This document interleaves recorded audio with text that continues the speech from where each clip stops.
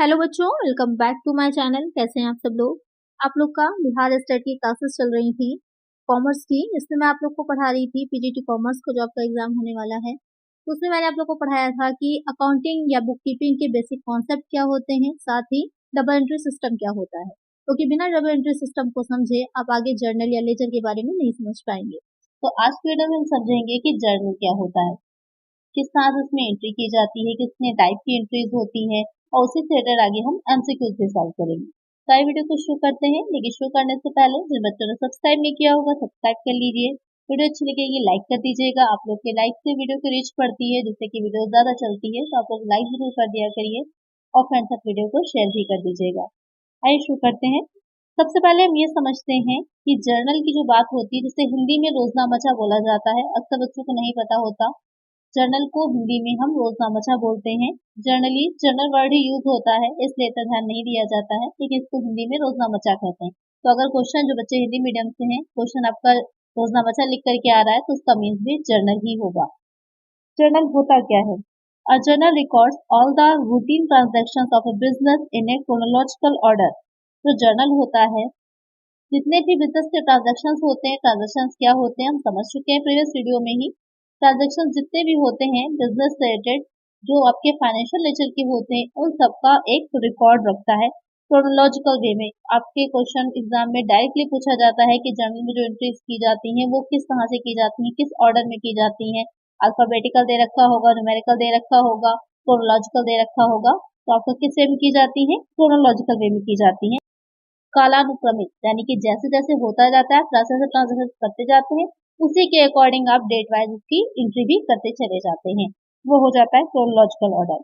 तो जो आपका जर्नल होता है, उसमें जो भी आपने लेन देन किए होते हैं उन सब की एंट्री की जाती है, प्रविष्टि की जाती है, क्रमबद्ध रूप में की जाती है, डेट वाइज तिथिवार की जाती है, और किस रूल पे की जाती है? डबल एंट्री सिस्टम के अकॉर्डिंग की जाती है, जिसमें एक आपका क्रेडिट होता है और एक डेबिट होता है। डेबिट क्रेडिट क्या होता है हम पहले ही समझ चुके हैं।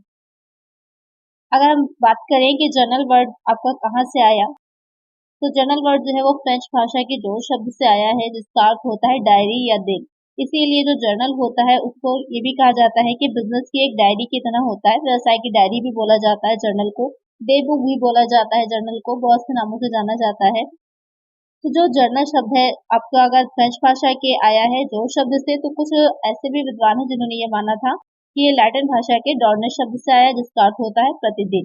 यानी जर्नल एक ऐसी चीज होती है जिसमें हम प्रतिदिन का, डेली का लेखा रखते हैं, डेली के रिकॉर्ड्स रखते हैं, वो आपका जर्नल कहलाता है। और उस जर्नल में, उस रोजनामचा में जो लेन देनों को लिखते हैं हम, उसकी जो प्रोसेस होती है, वो प्रक्रिया जो होती है क्या कहलाती है? जर्नलाइजिंग कहलाती है, यानी कि रोजनामचा करण कहलाती है।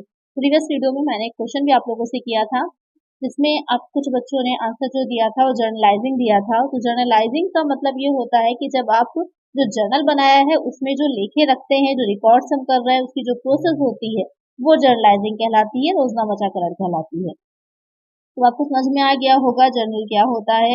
आपकी एक बिजनेस की एक बुक की तरह है, जिसमें हम स्टार्टिंग से, जो आपकी प्रारंभिक बुक होती है, ओरिजिनल बुक होती है, जिसमें आप सारे जितने भी लेन देन करते हैं उसके लेखे को रखते हैं, उसका रिकॉर्ड्स को रखते हैं, क्रोनोलॉजिकल वे में रखते हैं, डेट वाइज लिखते हैं। इसमें सभी लेन देन जो होते हैं सबकी एंट्रीज की जाती है, और उसके बाद इसी से आगे हम अपना लेजर तैयार करते हैं, लेजर बनाते हैं। तो आपको क्लियर हो गया होगा कि जर्नल क्या होता है। अब आते हैं कि जर्नल के क्या कार्य होते हैं, फंक्शंस ऑफ जर्नल। तो इसके कार्य की अगर हम बात करें तो सबसे पहला तो इसमें कार्य यही हो जाता है to keep a chronological date wise record for all transaction, यानी कि जो भी आपके रिकॉर्ड्स होते हैं, जो भी आपने ट्रांजेक्शन किए होते हैं, उन सबका रिकॉर्ड रखना एक क्रोनोलॉजिकल वे में, एक कालानुक्रमिक वे में, यानी कि एक तिथिवार डेट वाइज, जैसे जैसे होंगे, जैसे 1 अक्टूबर, 2 अक्टूबर, 3 अक्टूबर। आप लोगों ने बनाया होगा जर्नल, तो आपको याद होगा कि डेट वाइज हम लिखे रखते हैं सारे। दूसरा इसका कार्य क्या होता है कि अगर हमें कुछ भी ढूंढना है, हमको याद है कि इस डेट पे हमने उस ट्रांजेक्शन को किया था, तो हम डायरेक्ट वही के मंथ का वही डेट को खोल करके आसानी से चेक कर सकते हैं। तो हमें ट्रांजेक्शन ढूंढने में टाइम नहीं लगता, क्योंकि तो इसका जो फॉर्मेट बनता है, अभी मैं आप लोग को बताऊंगी, फॉर्मेट से रिलेटेड भी एक बार देख लेंगे। फॉर्मेट जो बनता है उसमें आपकी डेट भी पड़ी होती है, तो बहुत आसान होता है ढूंढना। जो हमने जो भी ट्रांजेक्शन किए होते हैं उसकी क्या एंट्री थी, कितने अमाउंट का था, उसको। फिर आ जाता है आपका to analyze each transaction into debit and credit aspects by using double entry system of bookkeeping। कि जो बुक कीपिंग होती है, जो पुस्तकालन होता है, उसमें जो हम डबल एंट्री सिस्टम का, दोहरा लेखा प्रणाली का, उसका वीडियो मैंने सेपरेट आपकी प्रीवियस बनाई ही थी कि डबल एंट्री सिस्टम क्या होता है। उन बच्चों ने नहीं देखी है, लिंक आपको डिस्क्रिप्शन में मिल जाएगा, प्लेलिस्ट है, सारी वीडियोस एक साथ आपको सिलेबस के अकॉर्डिंग आपको मिल जाएंगी, तो देख लीजिए, काफी अच्छे वहां से मैंने डिस्क्राइब किया हुआ है, आपको काफी हेल्प मिल जाएगी। तो उनका रिकॉर्ड रखना डेबिट क्रेडिट के अकॉर्डिंग अलग अलग, जिससे कि आपको आसानी हो समझने में। To provide a basis for posting into ledger, उसके बाद क्या किया जाता है, जो भी हमने अकाउंट्स बनाए होते हैं उससे अकाउंट से रिलेटेड ही हम लेजर अपना तैयार करते हैं। जैसे कि अगर हम तैयार कर रहे हैं, राम है कोई व्यक्ति, उसका अकाउंट तैयार कर रहे हैं, लेजर जब बना रहे हैं, लेजर एक आपकी बुक होती है, खाता बही बुक होती है, जिसमें हम बहुत से अकाउंट्स खोलते हैं। क्या होगी, नेक्स्ट वीडियो जो आएगी इसमें हम उसके बारे में समझेंगे, लेजर के बारे में। जो लेजर होता है, एक बुक होती है, उसमें बहुत से अकाउंट्स रखे जाते हैं अलग अलग तरह के। जो आपका, जैसे मैंने भी बताया कि कोई राम व्यक्ति है, राम जो है उसने जितने भी ट्रांजेक्शन किए होते हैं, तो राम का एक अकाउंट खोला जाता है। उसने जितना उसने लिया है या उसको दिया गया है, या उसने अगर उधार बिक्री की है, किस तरह के किया, तो सारी चीजों की डिटेल हमारी राम से रिलेटेड उसमें रहती है उसके अकाउंट में। तो वो बहुत आसान हो जाता है। जब हम जर्नल बना लेते हैं, तो जर्नल से अगर हम उसका अकाउंट तैयार करेंगे, लेजर बनाएंगे राम का, तो बहुत हमारे लिए ईजी होता है। तो ये हो गया हमारा कि क्या फंक्शंस होते हैं जर्नल के, क्या उसके कार्य होते हैं। अब आता है डेबिट और क्रेडिट के नियम, rules of debit and credit in journal. Previous video में मैंने ये पढ़ा था कि अकाउंट्स कितने तरह के होते हैं, समझ लिया था अच्छे से कि कोई व्यक्ति होगा, किसी पर्सन का होगा तो वो कौन सा अकाउंट होगा, किसी हम बात कर रहे हैं एसेट की तो वो कौन सा अकाउंट में जाएगी, अगर हमने कोई एक्सपेंस किए हैं या इनकम है तो वो कौन सा अकाउंट है, हमने डिटेल में उसे समझ लिया था। अब आज की वीडियो में हम पढ़ेंगे कि उससे रिलेटेड रूल्स क्या होते हैं, क्या नियम होते हैं, कैसे हम जर्नल एंट्रीज को करते हैं। क्योंकि क्वेश्चन में आपके हो सकता है डायरेक्ट एक एग्जांपल के तौर पर बता दे कि कोई मोहन व्यक्ति है, उसने इतना इतना ट्रांजेक्शन किया है कंपनी से, तो कौन सा खाता डेबिट किया जाएगा या कौन सा अकाउंट क्रेडिट किया जाएगा। एक क्वेश्चन जो बहुत पूछा जाता है कि अग्नि के कारण माल नष्ट हो गया है, लॉस बाय फायर, गुड्स है लॉस बाय फायर है, कौन सा अकाउंट डेबिट किया जाएगा या क्रेडिट किया जाएगा, डायरेक्ट क्वेश्चन पूछता है ये वाला। तो यहाँ पर उसको अगर हम समझ लेंगे कि एंट्रीज का रूल्स क्या होते हैं, तो हमारे लिए आसान हो जाएगा। तो क्या होते हैं रूल्स डेबिट और क्रेडिट के। अगर पर्सनल अकाउंट की हम बात कर रहे हैं, जो पर्सनल अकाउंट है, जब रूल्स की बात होगी तो एक आप देख रहे होंगे अपने स्क्रीन पर, बहुत सिंपल सा चार्ट है, आसानी से आपको याद हो जाएगा। इसीलिए मैंने बहुत शॉर्ट में इसको बनाया है, जिससे कि आप आसानी से याद कर सकें, सारे रूल्स को आपस में कंपेयर भी करना हो तो आसानी से हो जाएगा। पर्सनल अकाउंट की जब हम बात करते हैं, तो पाने वाले का नाम कहते हैं, यानी कि जो आपका जिस व्यक्ति को मिल रहा है, जो रिसीवर है, उसका अकाउंट डेबिट हो जाएगा, और जो गिवर होगा, देने वाला होगा, उसका अकाउंट क्या हो जाएगा, क्रेडिट हो जाएगा। रियल अकाउंट की अगर हम बात करें, तो जो एसेट या जो संपत्ति आ रही है, वो संपत्ति आपकी डेबिट हो जाती है, और जो भी संपत्ति, जो एसेट आपकी जाएगी, वो क्या हो जाएगी, क्रेडिट हो जाएगी। Debit word comes in and credit word goes out. अब नाम मात्र का खाता जो होगा, नॉमिनल अकाउंट जो होंगे, तो जितने भी एक्सपेंसेस आपके होंगे या लॉसेस होंगे, सब डेबिट हो जाएंगे। Debit all expenses and losses, और जितनी भी इनकम्स होंगी या प्रॉफिट होगा, सब आपका क्रेडिट हो जाएगा। Credit all incomes and gains. तो ये सिंपल से आपके रूल्स हो जाते हैं। अब क्योंकि कॉमर्स की जब भी हम बात करते हैं, तो इसमें आपके फॉर्मेट्स चलते हैं। बैलेंस शीट का अपना फॉर्मेट होता है, प्रॉफिट लॉस अकाउंट्स का अपना फॉर्मेट होता है, जो हम जर्नल तैयार करते हैं उसका अपना फॉर्मेट होता है। तो सारी चीजों में एक फॉर्मेट चलता है, उसी के अकॉर्डिंग उसमें हम जो भी हमें एंट्री करनी है, या फिर हमें पोस्टिंग करनी है, या फिर हमें अकाउंट्स बैलेंस शीट बनानी है, वो हम बनाते हैं। तो यहाँ पर हम जर्नल के फॉर्मेट के बाद देख लेते हैं। तो सबसे पहले इसमें आपका डेट का कॉलम आता है, फिर पार्टिकुलर्स का आता है, जिसमें कि आप जो भी जिससे रिलेटेड एंट्री कर रहे होंगे उस अकाउंट का नाम रहता है। दोनों ही अकाउंट, जो डेबिट में जाएगा क्रेडिट में जाएगा, उनके नाम रहते हैं। और साथ ही हम एक नरेशन भी लिखते हैं या फिर एक्सप्लेनेशन लिखते हैं कि क्या किया गया है उससे रिलेटेड। फिर आता है आपका लेजर फोलियो। जब हम जर्नल बनाते हैं तो हम लेजर फोलियो को कॉलम बनाते हैं, और जब हम लेजर बनाते हैं तो जर्नल फोलियो को कॉलम बनाते हैं। ऐसा इसलिए किया जाता है कि जब एक की एंट्री दूसरे में की जाती है, तो वहां पर हमारे ढूंढना आसान हो जाए। फिर आता है आपका डेबिट का और क्रेडिट का। तो इतने कॉलम्स मेनली बनते हैं जो जर्नल होता है उसमें। तो आप जैसे कि डेट में देख रहे होंगे कि ईयर दिखाया जाता है, मंथ दिखाया जाता है, डेट। तो यहाँ पर आपको पूरी डिटेल देनी होती है, जिससे कि आसानी से हम जो एंट्रीज करें उनमें मिलान भी कर सकें, मैच भी कर सकें कि करेक्ट है या नहीं करेक्ट है। क्योंकि जब आपकी ऑडिटिंग की जाती है, तो वहाँ पे ये चीजें बहुत इंपॉर्टेंट होती हैं, और आसानी से ट्रांजेक्शन को ढूंढा जा सकता है। तो इतने कॉलम आपके रहते हैं। अब आपको क्लियर हो गया होगा जर्नल के बारे में। जब हम जर्नल की बात कर रहे होते हैं तो जर्नल में एंट्रीज के साथ साथ एक चीज और ध्यान में रखिएगा, जिससे रिलेटेड क्वेश्चन भी बनता है तो उसको भी थोड़ा सा समझ लेते हैं। अगर उससे रिलेटेड क्वेश्चन पूछे तो हमें क्लियर हो। वहां पर आपका डिस्काउंट आता है, जो आपके दो टाइप्स के रहते हैं, ट्रेड डिस्काउंट और कैश डिस्काउंट। डिस्काउंट का मतलब क्या होता है, सभी लोग जानते होंगे कि किसी भी जब हमें प्राइस में ऑफ मिल रहा होता है तो वो आपका डिस्काउंट हो जाता है। तो यहाँ पर जो ट्रेड डिस्काउंट है, कैश डिस्काउंट है। ट्रेड डिस्काउंट जो होता है व्यापारिक छूट जिसे बोला जाता है, तो जो डिस्काउंट होता है उसमें जो परचेज कर रहा है, जो आपका बाई कर रहा है, वहां पर जो मूल्य होता है, जो हमारा प्राइस होता है, उसमें एक सर्टेन परसेंटेज में, एक निश्चित प्रतिशत में क्या दी जाती है, कमी कर दी जाती है, छूट दी जाती है, 10%, 5%, 6%। तो वो आपकी क्या कहलाता है, डिस्काउंट होती है, ट्रेड डिस्काउंट होता है। इसमें क्या रहता है, जो ट्रेड डिस्काउंट होगा तो जो हम एंट्रीज करते हैं जनरल की, तो वहां पर नहीं दिखाते, बस प्राइस में से हम कम कर देते हैं, मूल्य में से जो इनवाइस का प्राइस हमारा होता है निकल के बीजक मूल्य आता है उसमें से हम घटा देते हैं। और यहाँ पे एक चीज का पॉइंट का ध्यान रखिएगा स्पेशली, कि जब रिटर्न इनवर्ड होगा यानी कि माल की वापसी आती है, वहां पर भी क्या होता है, हम इसको जो ट्रेड डिस्काउंट है उसको घटा ही देते हैं, उसको लेस किया जाता है। तो एग्जाम में क्वेश्चन बन सकता है, ध्यान में रखिएगा कि माल वापसी के समय भी इस व्यापारिक छूट को, इस ट्रेड डिस्काउंट को लेस कर दिया जाता है। और कैश डिस्काउंट की बात करें, दो पॉइंट ध्यान में रखने वाले हैं। एक ट्रेड डिस्काउंट जो होता है वो आपका जो सूची मूल्य होता है उस पर दिखाया जाता है। दूसरा पॉइंट क्या रहता है कि जब माल वापसी आता है, रिटर्न इनवर्ड होता है, तो वहां पर भी इस व्यापारिक छूट को घटाया जाता है। और इसका लेखा जो होगा वो जो हम जर्नल बनाते हैं उसमें नहीं किया जाता, जर्नल में इसको नहीं दिखाया जाता है। अब बात करते हैं कैश डिस्काउंट की। तो जो आपके परचेज कर रहे हैं कस्टमर्स हैं, एक निश्चित समय सीमा के अंदर आपको भुगतान कर देते हैं, पेमेंट कर देते हैं, तो ये छूट कैश डिस्काउंट जो होता है उनको दिया जाता है। ट्रेड डिस्काउंट सबको मिलता है, लेकिन कैश डिस्काउंट सिर्फ उन्हीं कस्टमर्स को दिया जाता है जो जल्दी भुगतान करते हैं या एक निश्चित समय सीमा के अंदर आपका पेमेंट कर देते हैं, उनको ही दिया जाता है। और इसको हम क्या करते हैं, जो हम जर्नल एंट्रीज करते हैं वहां पर इसको लिखा करते हैं, इसको हम अलग से दिखाते हैं। और साथ ही कैसे निकाला जाता है, पहले ट्रेड डिस्काउंट दिया जाता है, उसके बाद ट्रेड डिस्काउंट देने के बाद जो हमारा प्राइस बचता है उस पर हम कैश डिस्काउंट देते हैं। तो कुछ पॉइंट्स थे जो आपको क्लियर हो गए होंगे इसमें डिस्काउंट से रिलेटेड। तो अगर क्वेश्चन इससे बनता है तो ध्यान में रखिएगा कि कैसे इसको हमें निकालना है। तो आइए एमसीक्यूज की तरफ चलते हैं और समझते हैं, कुछ एमसीक्यूज को सॉल्व करते हैं और बाकी चीजें उससे हमें और क्लियर हो जाएंगी। सबसे पहले वो क्वेश्चन ले लेते हैं। तो प्रीवियस वीडियो में मैंने आप लोगों से पूछा था कि कुछ बच्चों ने सही आंसर दिया था, कुछ के गलत भी हुए थे। व्यापारिक लेन देन को व्यवस्थित तरीके से रिकॉर्ड करना कहलाता है। Recording of the business transaction in a systematic is called accounting, recording, journalising, book keeping. यहाँ पर मैंने क्या क्वेश्चन ने पूछा था आप लोगों से कि जो आपके लेन देन हुए हैं, जो आपने ट्रांजेक्शन किए हैं, एक सिस्टमैटिक वे में जब आप उसको जो लिख रहे हैं, रिकॉर्ड कर रहे हैं, तो वो क्या होता है। तो मैंने आप लोग को बताया था कि बुक कीपिंग कहाँ तक चलती है, जो आप लेजर बनाते हैं वहां तक बुक कीपिंग चलती है, उसके बाद हो जाता है आपका अकाउंटिंग आती है। तो यहाँ पर आप उसको लिख रहे हैं, रिकॉर्ड कर रहे हैं व्यवस्थित तरीके से, तो किस में जाएगा, आपका जर्नल बना रहे हैं ना आप, तो जर्नल किस में आएगा, बुक कीपिंग में आ जाएगा। तो करेक्ट आंसर आपका डी होगा, बुक कीपिंग होगा।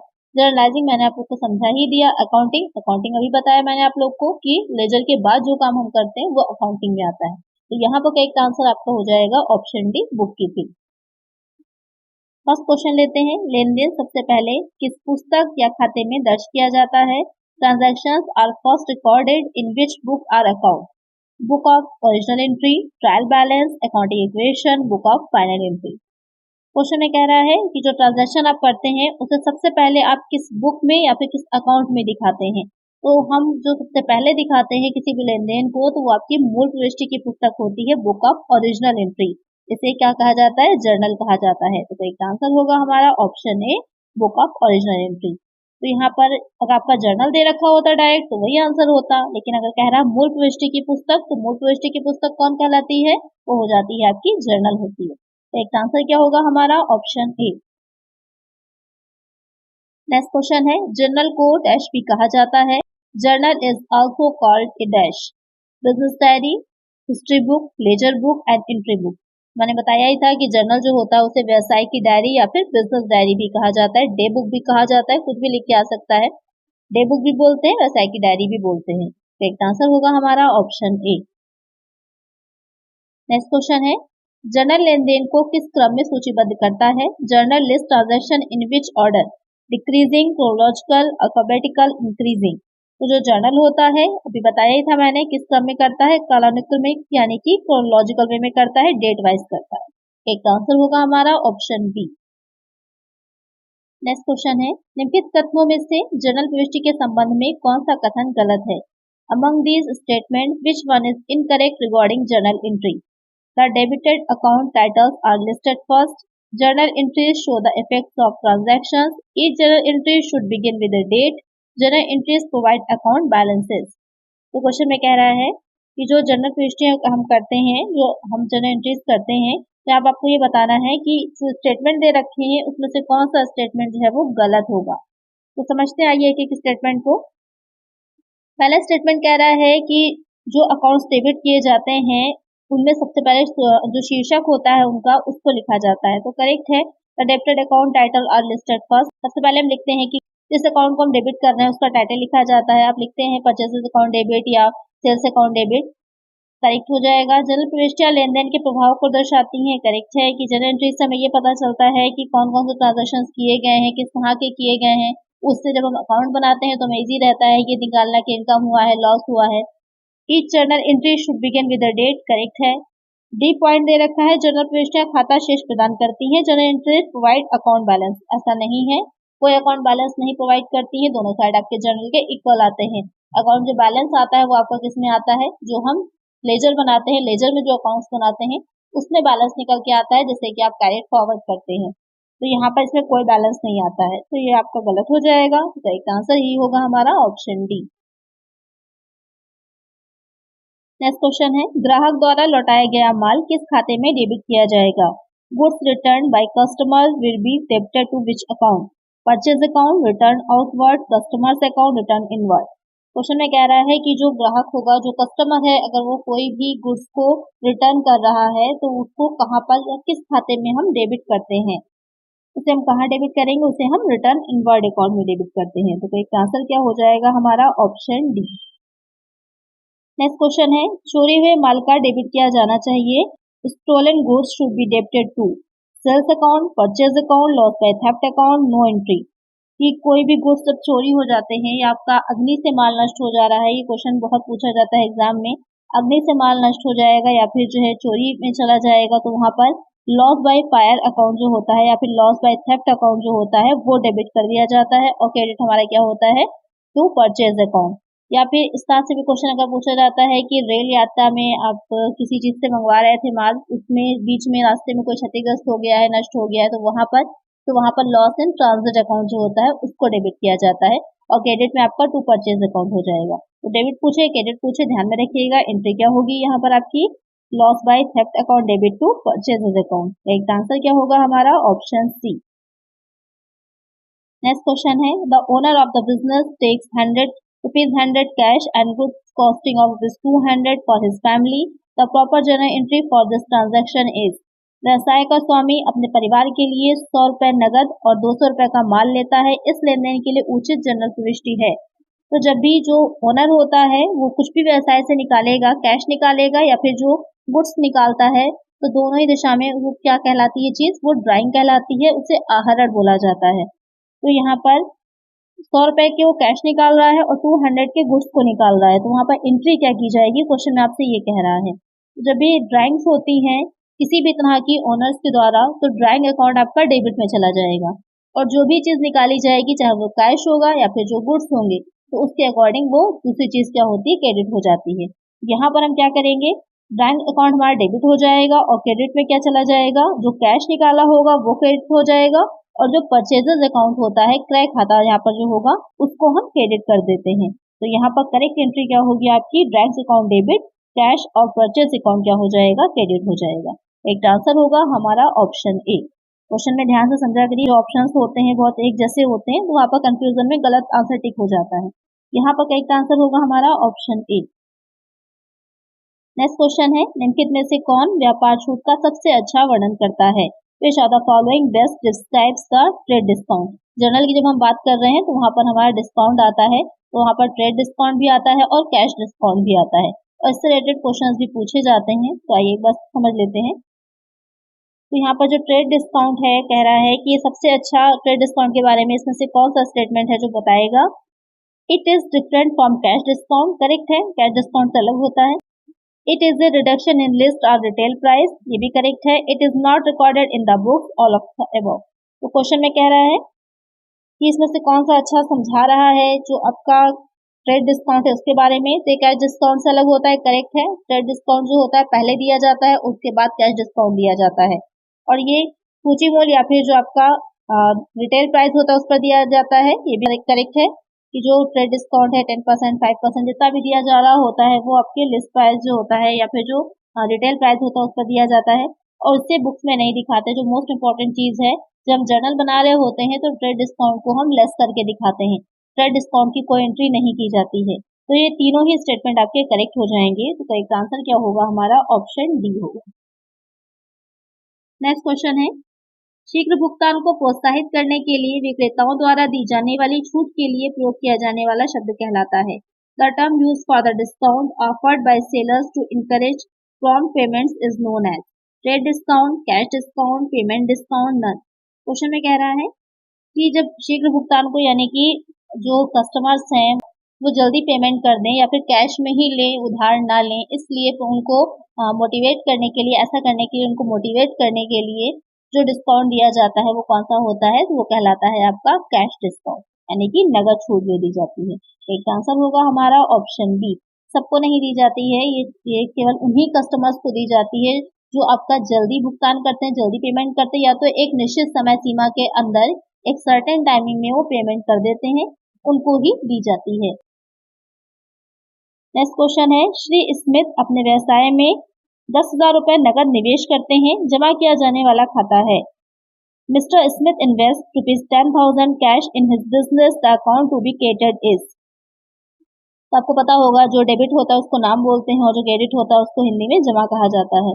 यहाँ पर क्या कह रहा है कि जो मिस्टर स्मिथ थे उनका अपना जो बिजनेस था उसमें उन्होंने 10,000 रुपए क्या किए हैं, इन्वेस्ट किए हैं। तो यहाँ पर आपका कौन सा अकाउंट जो होगा ऐसे सिचुएशन में क्रेडिट किया जाएगा, कैश, प्रॉफिट, इनकम या फिर कैपिटल। तो जो बिजनेस का ओनर होता है कुछ भी इन्वेस्ट करता है अपने बिजनेस में, तो वो उसमें आपका जो क्रेडिट होता है वो कैपिटल हो जाता है। तो यहाँ पर cash account debit to capital account होगा। तो एक आंसर क्या होगा हमारा, ऑप्शन डी, क्योंकि क्रेडिट के बारे में पूछा था। तो एक आंसर होगा हमारा ऑप्शन डी। नेक्स्ट क्वेश्चन है, व्यवसाय शुरू करने पर किस खाते को क्रेडिट किया जाता है। Which account is created on commencement of business, cash, bank, asset, capital.